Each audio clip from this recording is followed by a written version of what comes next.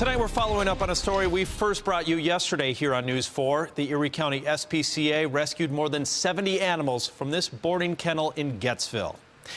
Good evening, I'm Lou Ragoose. The discovery was disturbing. They also found 72 dead animals in the freezer of Dodge boarding kennels. News 4's Joe Malillo talked with a man who alerted the SPCA when he thought something was wrong at the shelter. Joe? Yeah, unfortunately, it took the death of this man's dog for him to go searching for answers, but his actions potentially saved the lives of more than 70 other animals.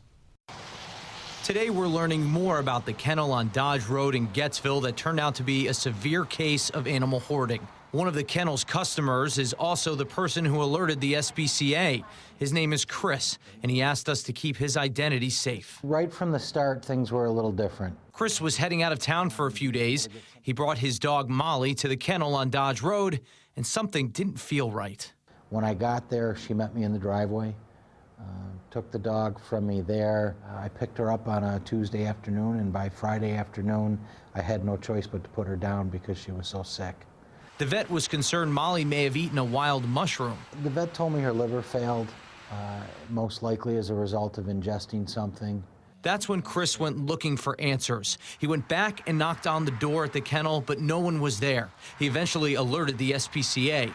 Their investigation led to the discovery of 77 animals alive in the home and 72 animals dead being stored in freezers. There's just animals stacked upon animals. There's various medications from years past. I mean, nothing's been moved. Everything that they obtain for the animals just keeps accumulating inside the property.